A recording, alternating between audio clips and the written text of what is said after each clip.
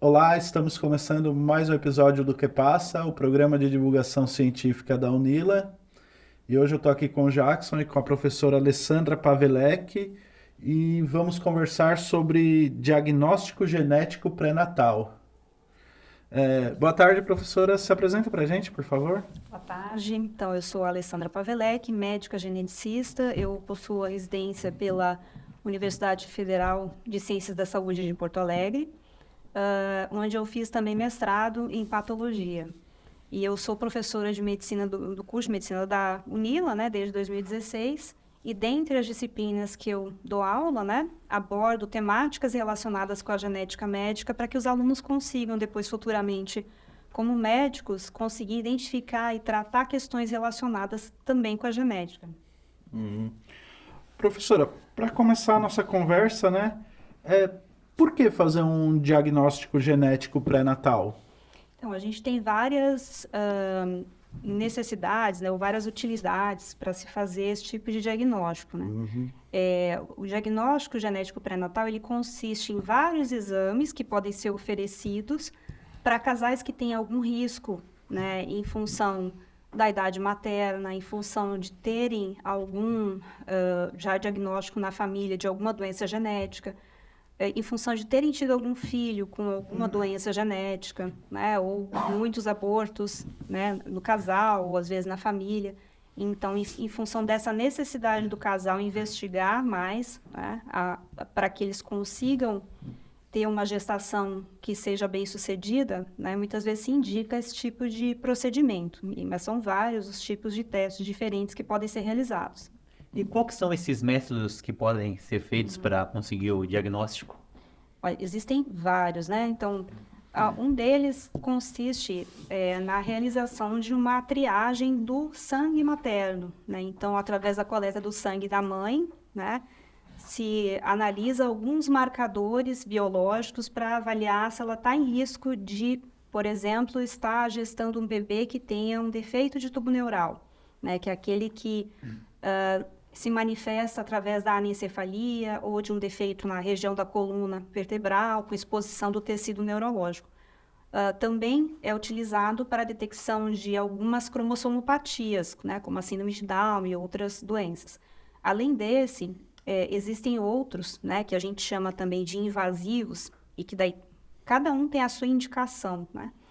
Como a amniocentese, em que consiste na gestante com uma determinada idade gestacional, você vai localizar, né, com ultrassom, localizar a região que tem a mais quantidade de líquido amniótico, puncionar o abdômen, né, e coletar um pouco de líquido amniótico para fazer uma análise desse material. Também para detecção de defeitos de tubo neural, pode ser feita uma análise para avaliar o cariótipo desse bebê, né, e outros testes.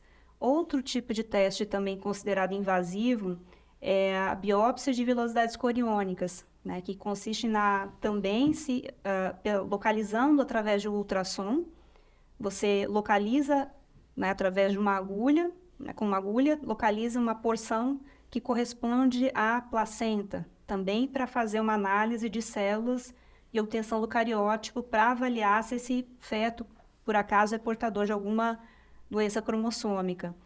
Além desses, existem outros que são, acho que, mais conhecidos, né, como o ultrassom, em que se faz a translucência nucal, né? Então, faz um ultrassom, né, normal, que muitas clínicas fazem, mas tem que ser num período gestacional um pouco precoce, né, entre 10 e 14 semanas, para avaliar se existe uma coleção de líquido na região do pescoço, né, na nuca do feto.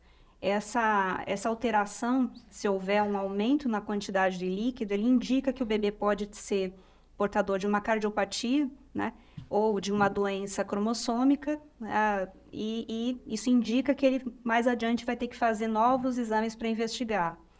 Um exame muito realizado também, né, é o ultrassom morfológico, né? Claro, nem todas as pessoas acabam fazendo esse tipo de exame, mas ele teria indicação de ser feito até em torno de 20 semanas de idade gestacional, para a detecção de qualquer tipo de anomalia fetal. Então, vai focar se o bebê tem alguma cardiopatia, se tem uma doença renal, se tem uma malformação cerebral. Então, é aquele ultrassom direcionado para observar várias características do feto, né? Como é que está a formação dele. Além desse, tem um exame que ultimamente também tem sido utilizado por ser menos invasivo, que é a coleta do sangue da mãe para analisar aquelas células do bebê que estão circulando no sangue da mãe e tentar, através dessa análise, identificar algumas doenças cromossômicas que são mais frequentes. Então, esse tipo de exame ele pode ser feito a partir de 9 semanas de tempo de gestação. E além desses todos que eu mencionei, ainda tem um que ele é pré-natal, embora também não seja assim corriqueiramente feito, porque ele exige daí uma fertilização in vitro, né? Então, é feito no embrião. Então, fazendo uma fertilização in vitro, você consegue, no 5º dia, né, após fecundação desse embrião, você consegue coletar células para analisar também esse material fetal e identificar se ele tem alguma doença e aí decidir se vai ser implantado ou não. Então, são vários os métodos disponíveis, cada um com seu custo, nem todos acessíveis pelo SUS, né?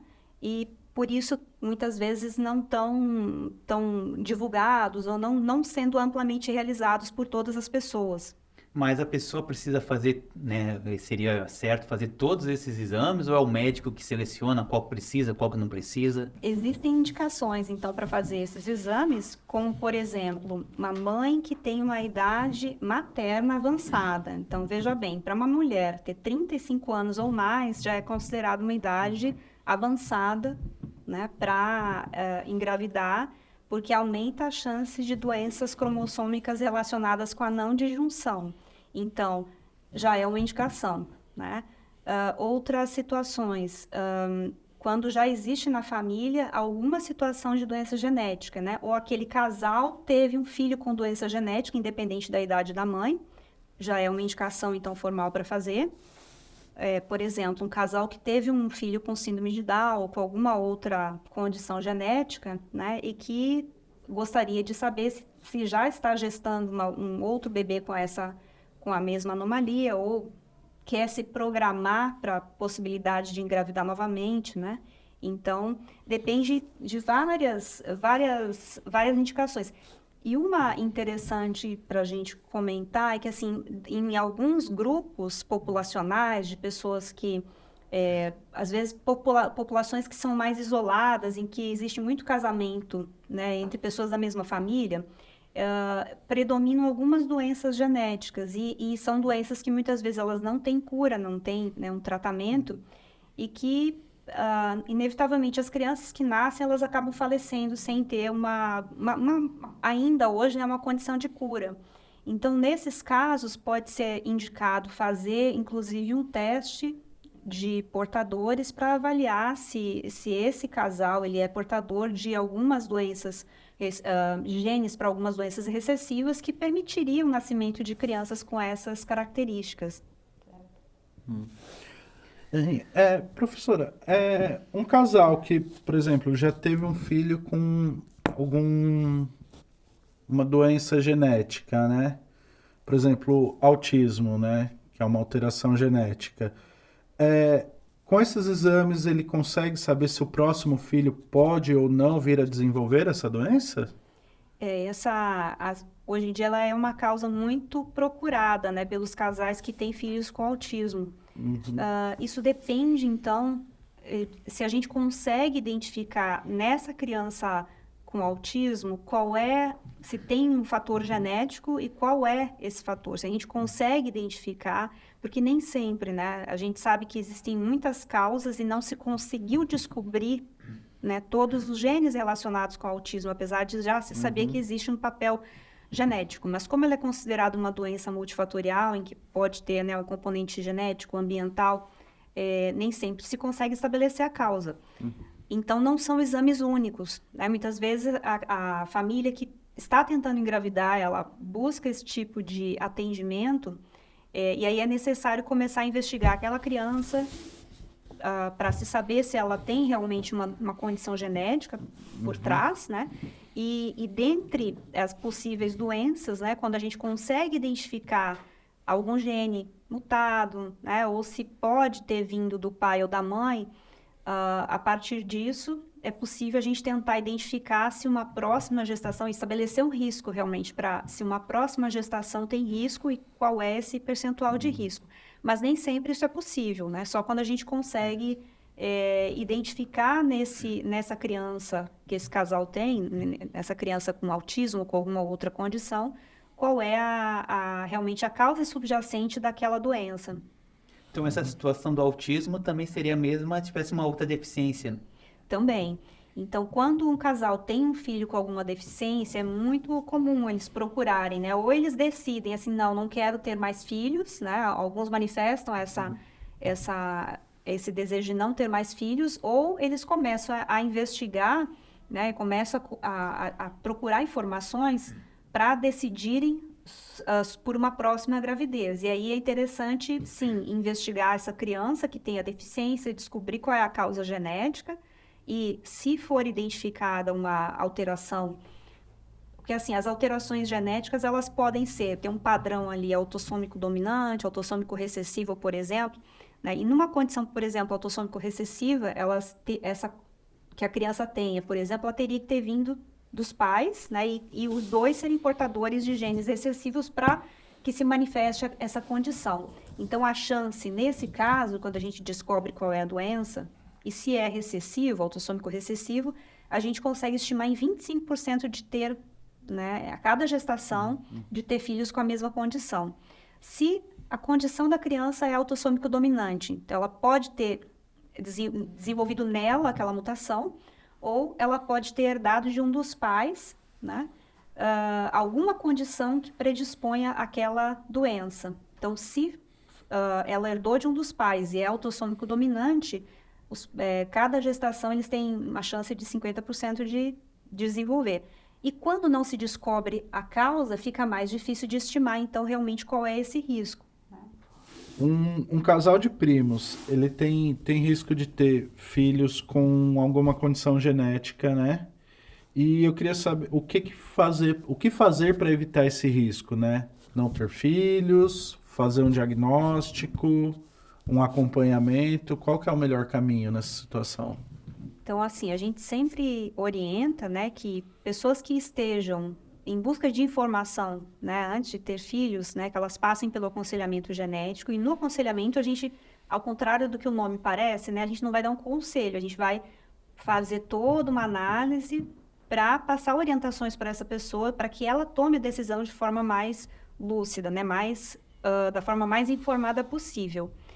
Então, a gente sabe que casais de primos, né, podem carregar alguns genes recessivos para algumas doenças, né, que podem vir a se manifestar se eles não se manifestam neles, mas podem vir a se manifestar se tiverem filhos com esses genes mutados.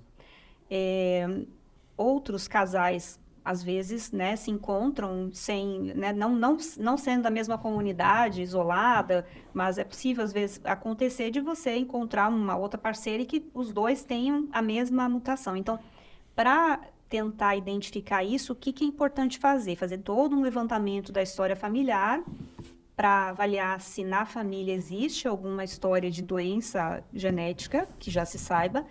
E também existe no mercado, hoje em dia, uns testes genéticos chamados, às vezes conhecidos como testes de compatibilidade genética ou testes de portador para doenças recessivas, em que você faz uma coleta de sangue, né, ou de saliva para avaliar essa possibilidade de possuir genes para essas doenças recessivas. São testes que também de alto custo, muitas vezes os planos de saúde não cobrem e também não estão disponíveis pelo SUS, mas é importante que as pessoas saibam disso, né, porque às vezes elas evitam ter filhos por receio de que, entre primos tem uma chance aumentada. Sim, existe, mas a gente tem como ter uma ideia antes de tentar a sorte, por exemplo, né?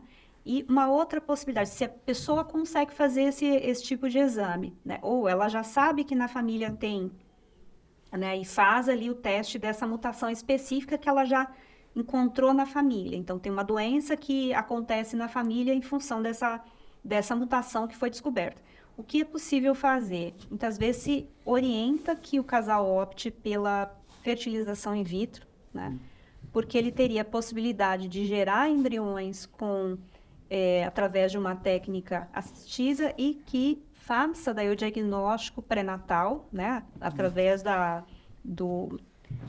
testagem do embrião no 5º dia de vida e busque saber se aqueles embriões gerados, eles têm a mutação, para que possa implantar apenas aqueles que não têm uma condição genética que seria, que levaria muitas vezes ao óbito daquela criança. Então, é a seleção de embriões nessa condição.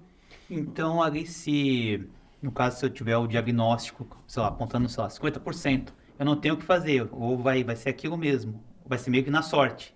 Não tem um tratamento que possa vir a mudar, não tem nada nesse sentido. Por enquanto, não tem um tratamento que vá mudar, né, em relação à questão de você fala na questão de você ser portador daquela Isso, mutação, na né? questão genética, eu acho que está na questão ética ainda, de fazer uma mudança, ou ainda como que... Não, na verdade, existem muitos estudos sendo feitos, muita pesquisa sendo feita e muitos tratamentos vêm sendo descobertos, mas eles não é tão rápido assim, né, que as coisas se desenvolvem. Então, existem algumas doenças em que já existe, para algumas doenças existem tratamentos disponíveis, mas que são a altíssimo custo, né? Então, elas têm sido ofertadas, inclusive, por isso até se incorporou ao teste do pezinho, né? Por exemplo, a realização de testes para, por exemplo, da atrofia muscular espinhal, em que ela é uma doença em que, inevitavelmente, as crianças que têm essa doença, elas acabam, pela condição que elas desenvolvem, muitas vezes acabam indo a óbito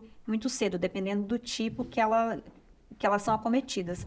E, hoje em dia, já se tem um tratamento, mas ele é um tratamento de altíssimo custo, né? Custa mais de R$1 milhão.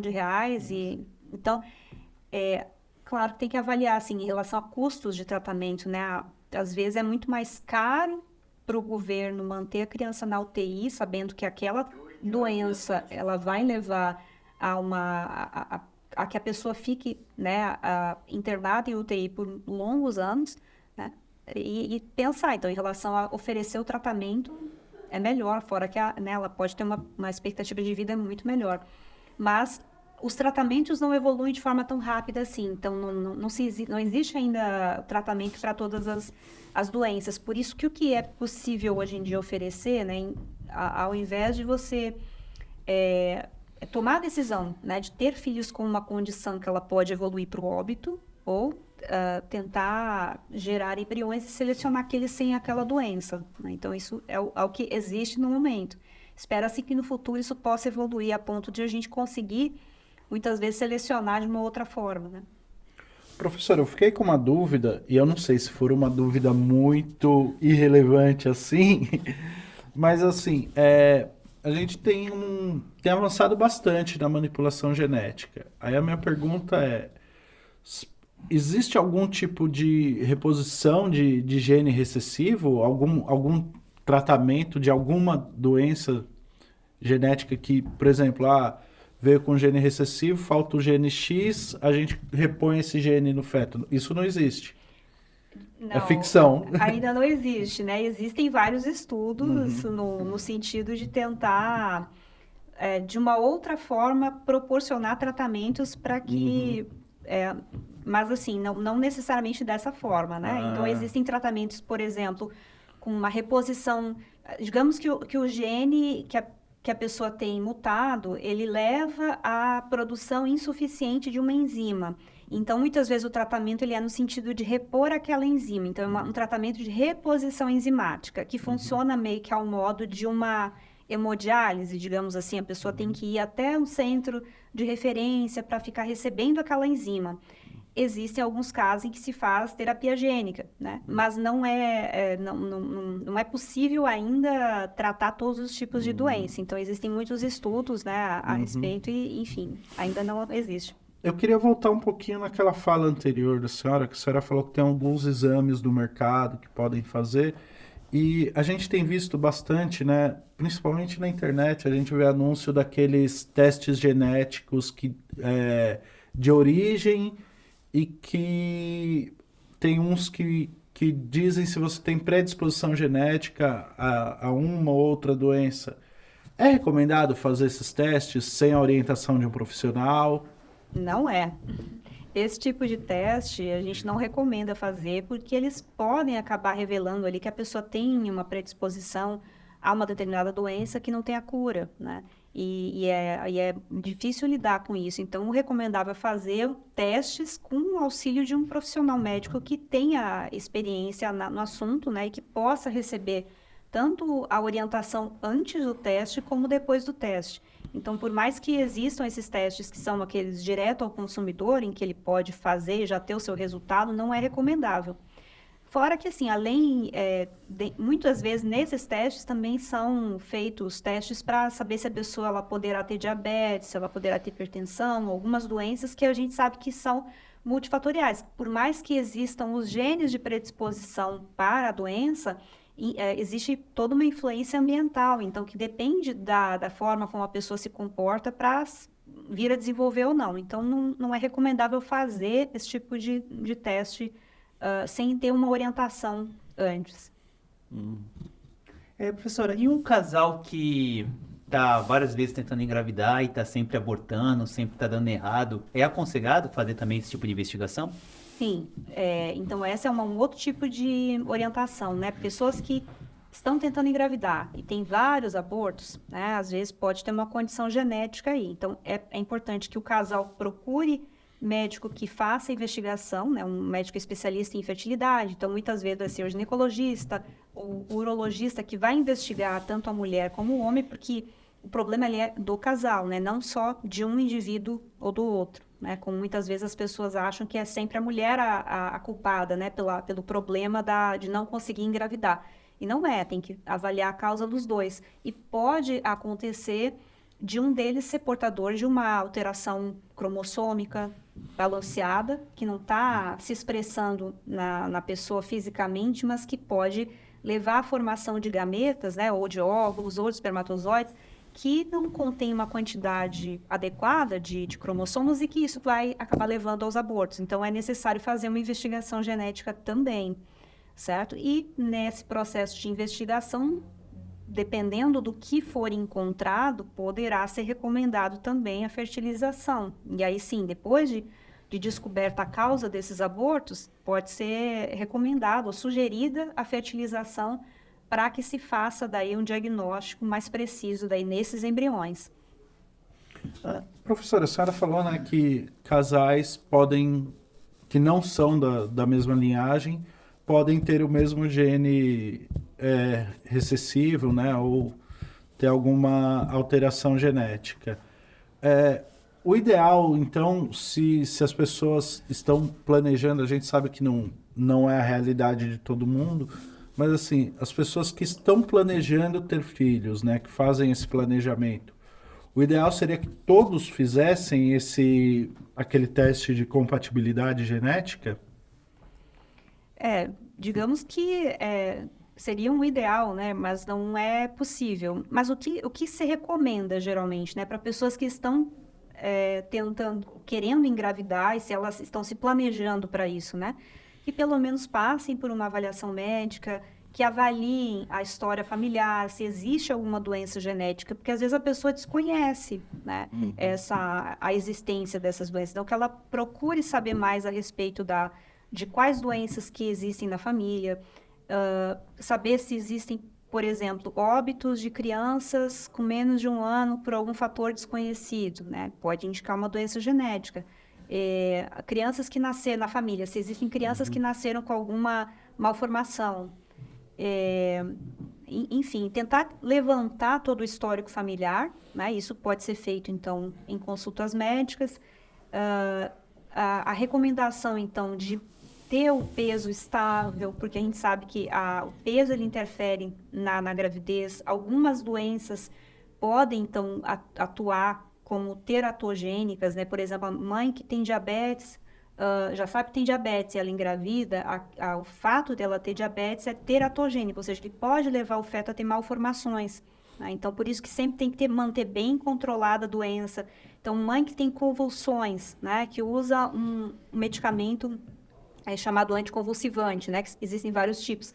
Então, ela precisa consultar antes para saber se não vai interferir no desenvolvimento do feto, né? Então, existem algumas recomendações que são básicas, né? Então, se a pessoa ela consegue se programar para engravidar, é importante que ela saiba antes que fatores poderão interferir, independente até de condições genéticas, né?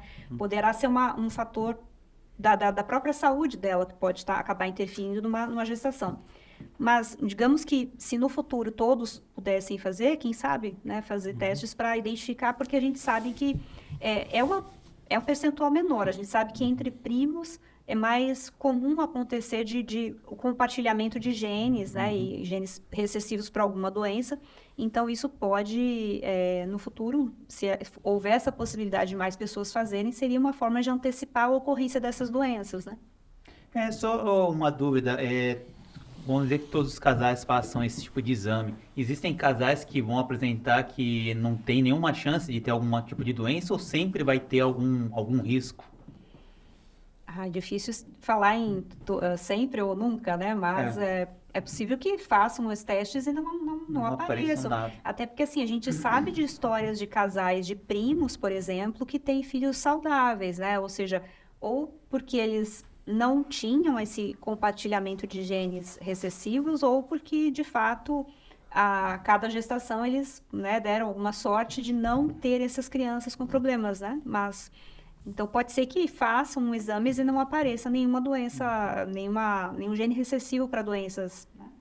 E hoje em dia as mulheres estão ficando grávidas cada vez com idades mais avançadas, né? Elas devem se preocupar em estar realizando esses exames? Olha, isso é super importante de falar, porque a gente ouve muito na mídia as pessoas divulgando, né? Atrizes que engravidaram depois dos 45, 50 anos, né? E muitas vezes as pessoas ouvindo isso, elas imaginam, né, que a medicina ela consegue fazer de tudo e que sempre terão sucesso. E não é verdade, né? Então, cada caso é um caso. A gente sabe que, assim, que o processo de envelhecimento da mulher, ele leva, né, muitas vezes, externamente, a mulher não pode não aparentar a idade que tem, mas os óvulos vão envelhecendo. Então, a partir dos 35 anos, começa a aumentar bastante a incidência de gestações com anormalidades cromossômicas, né? Isso se deve ao processo da não disjunção, ou seja, um erro que acontece na hora da divisão celular para a formação né, dos óvulos, e que isso pode levar, na formação do embrião, um número anormal de cromossomos. Então, como exemplo, pode acontecer da mulher engravidar espontaneamente e ter filhos com síndrome de Down, com síndrome de Turner, com síndrome de Klinefelter, que são exemplos de doenças cromossômicas. Então, isso é por um erro de divisão celular que acaba acontecendo quando a mulher vai ficando mais velha. E isso aumenta exponencialmente a partir dos 40 anos.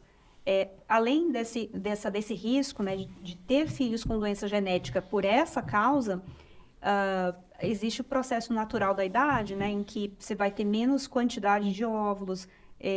Às vezes, a mulher pode ter algum outro problema, né, que possa interferir na gestação. Então, assim, esperar mais para engravidar não necessariamente vai ser, ela não pode ter a expectativa de que a ciência consegue resolver tudo. Existem limitações nos métodos, né?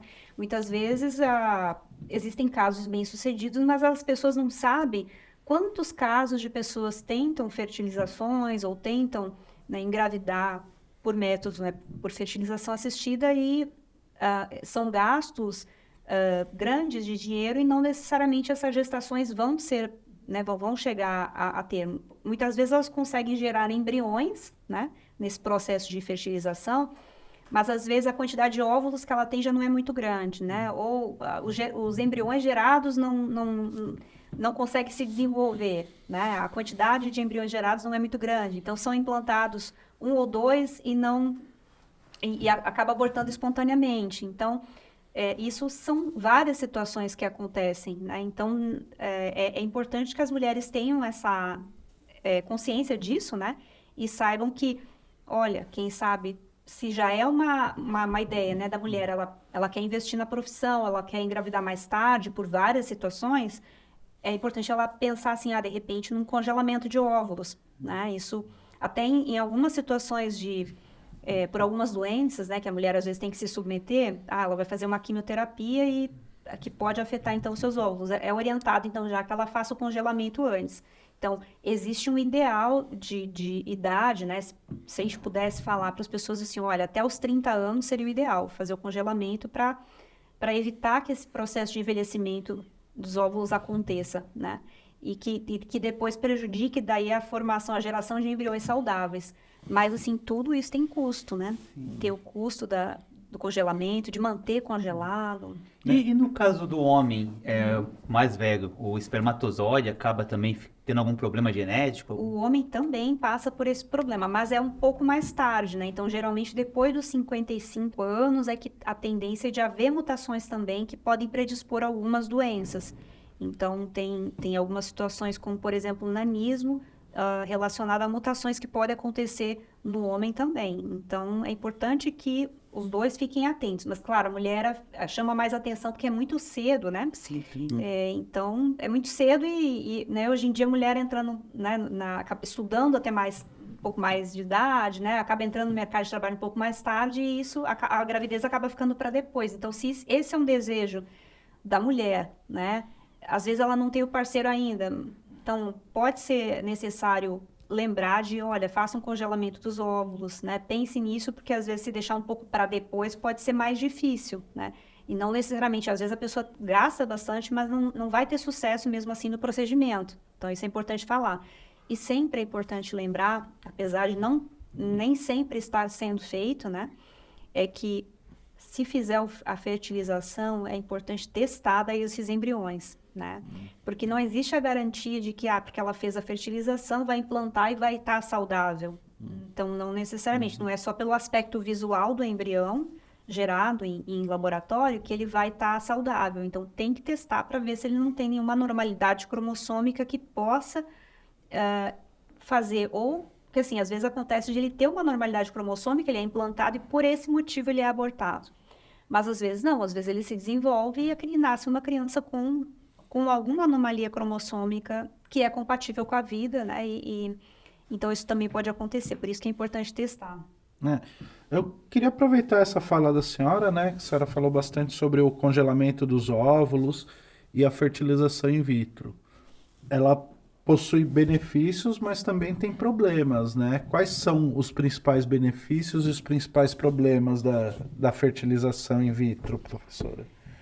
Então, assim, eu acho que de benefício tem o fato de que se aquele casal, ele sabe que tem alguma doença genética na família, né? Então, acaba sendo um benefício para aquele casal poder tentar engravidar e fazer, né, escolher um embrião que não tem aquela condição que acomete a família, que às vezes é inevitável, né? Que as pessoas acabam falecendo por uma determinada doença. Então, esse é um benefício que a gente acha que é positivo, né? Poder ter essa forma de escolher embriões sem a doença. Mas o que traz né, o que não é tão legal é o fato de que tem um alto custo, né? Ele não existem locais que oferecem pelo SUS, né? Mas acaba sendo muito restrito, né? A condição que as pessoas conseguem acessar para fazer, né, a fertilização pelo SUS. Fora que às vezes a pessoa tem que fazer muitas vezes até dar certo, né? Então, às vezes são 2, 3, mais vezes, e a cada vez é um custo novo, né? Tem o desconforto de que para fazer a fertilização, a mulher tem que receber hormônios que estimulem a produção de óvulos, né? Tem que coletar esses óvulos, tem que passar, então, por todos esses procedimentos até que tenha uma gestação bem-sucedida. Então, existem os prós e contras, né? É importante as pessoas estarem cientes disso antes de tomar a decisão por essa escolha, né? Professora, a gente tem falado bastante do usuário final, né, dessa tecnologia, né, dos pais e mães que recebem o diagnóstico. Mas eu imagino que para o profissional que dá esse diagnóstico também é complicado. Como chegar para a família e falar, ó, seu feto tem uma predisposição genética a ter uma anencefalia ou uma má formação no sistema nervoso. Aí, existe algum algum, alguma especialização para o profissional que vai dar esses diagnósticos? Porque assim, a gente sabe que ele faz o diagnóstico e chegou ali. Mas como lidar com um paciente? É super importante isso, né? Que muitas vezes quem acaba dando esse diagnóstico, por exemplo, visualizou numa ultrassonografia um feto com alguma malformação. Então, é importante ter um preparo de como abordar esse assunto com o casal, né? É importante falar da forma mais adequada, e é importante que todos os profissionais que lidem com isso, né? Tanto o obstetra como, né, o profissional que faça a ultrassonografia, né, o médico radiologista ou o próprio gineco-obstetra, o médico geneticista que está abordando de outra forma esse casal, que ele tem um preparo para falar a respeito, né, para falar com a família a respeito dessas situações que são delicadas, né? Então, existem algumas condições que ao serem detectadas, elas não vão ter, a gente sabe que não vão ter uma perspectiva de vida, né? Então, um bebê com uma anencefalia que ele vai acabar falecendo ou intraútero ou logo após o nascimento, né? Ou bebês que têm alguma doença cromossômica também, às vezes eles podem já falecer intraútero, às vezes eles podem nascer e durar algumas horas, alguns dias. Então, tudo isso precisa ser explicado para a família, né? Quanto mais informações as pessoas tiverem, melhor. Quanto mais elas tiverem informação para abordar esses assuntos, melhor. Professora, algumas empresas oferecem testes genéticos, né? Esses testes preditivos, antes da pessoa ingressar num seguro-saúde, num plano de saúde. Esse tipo de teste pode ser usado pela empresa para negar algum tipo de tratamento ou algum tipo de exame do resultado desses testes? É uma pergunta super pertinente, né? Porque, assim, esses testes são caros, né? E muitas vezes as pessoas, quando é ofertado gratuitamente para elas, e a gente sabe que as empresas oferecem esse tipo de teste, consegue detectar que a pessoa ela é portadora de genes para uma determinada doença, que ela vai desenvolver no futuro, né? E que a empresa se acha no direito, né, de negar para ela, né, ou aquele seguro, ou aquele plano de saúde. Então, isso é totalmente inadequado. Então, elas não deveriam estar sendo submetidas a esse tipo de teste, né, em que o direito dela vai ser tirado a partir do momento né, que ela descobre em que ela mais precisa, né, muitas vezes, ou do plano ou do seguro. E deixa eu perguntar, a senhora tem conhecimento se existe alguma legislação sobre esse tipo de atividade, né, das empresas, ou se não? Eu não conheço legislação. Eu sei que isso tem sido discutido entre alguns grupos de médicos geneticistas, né, e de que é super contraindicado, né, e que deveria haver uma legislação própria para que isso pudesse ser combatido, porque não é adequado. Professora, a tecnologia está sempre aumentando, as pesquisas estão sempre acontecendo. Um casal que faça exame hoje, ele precisa fazer, tipo, vai querer ter um segundo filho, ele precisa fazer um novo exame ou como que funciona? Você disse ali com o seu casal... É por uma questão de tecnologia, tipo, ele faz hoje 2023, aí eles vão lá ter um filho, aí daqui 10 anos eles querem ter um novo.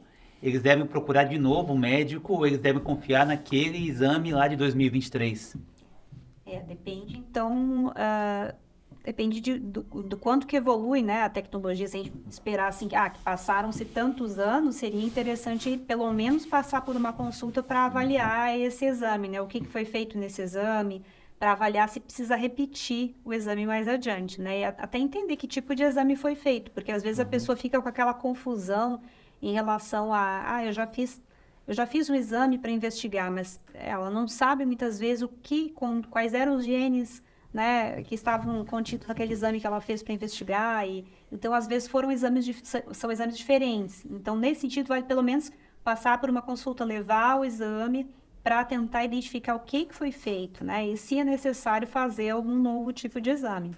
Esses tipos de exame na medicina, eles são novos ou eles já têm um tempo já que existem no mercado? Existe um tempo, mas não um tempo tão grande assim, a ponto de que eles sejam totalmente conhecidos da população, porque digamos, de 5, 10 anos para cá, houve um grande número né, de entrada no mercado de exames e de laboratórios diferentes, né?